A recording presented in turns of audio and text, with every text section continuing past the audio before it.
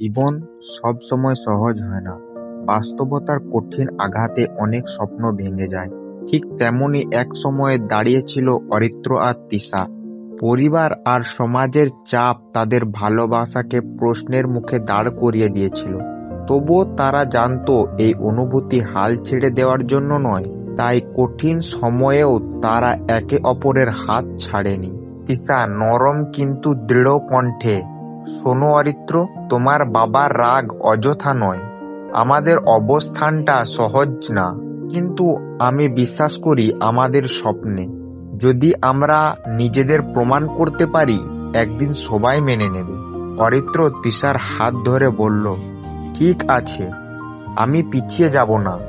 আমি কলকাতায় গিয়ে নিজের মতো কিছু করব। আর তুমি তুমি তোমার পড়াশোনা আর কাজ চালিয়ে যাবে। দূরে থাকলেও আমাদের স্বপ্ন একসাথেই থাকবে। ওই সিদ্ধান্তটাই তাদের জীবন বদলে দিল।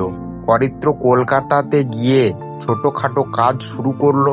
ক্যামেরা হাতে নিয়ে স্বপ্নের পেছনে ছুটতে লাগলো। তিশাও নিজের জগতে লড়াই চালিয়ে গেল।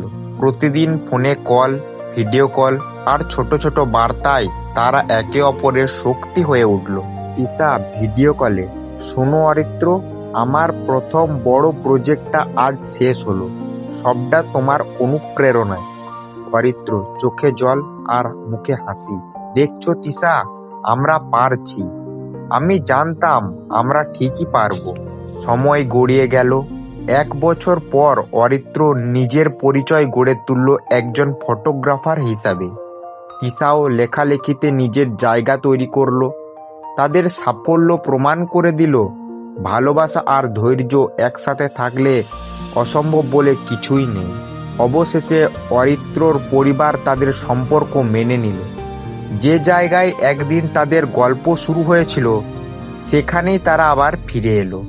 অরিত্র তিশার দিকে তাকিয়ে হাসতে হাসতে বলল, দেখলে তিশা, আমরা পেরেছি। আমাদের মনের জানালা দিয়ে আলো ঠিকই ঢুকেছে। তিশা অরিত্রর কাঁধে মাথা রেখে বলল, একসাথে থাকলে সবই সম্ভব অরিত্র। আমাদের গল্পটা এখান থেকে সত্যি করে শুরু হলো। অরিত্র আর তিশার পথ চলা আমাদের শেখায় বিশ্বাস, ধৈর্য আর ভালোবাসা থাকলে যে কোনো বাধা অতিক্রম করা যায়। মনের জানালা সিরিজ এখানে শেষ, কিন্তু তাদের গল্প থেকে যাওয়া অনুপ্রেরণা হয়ে।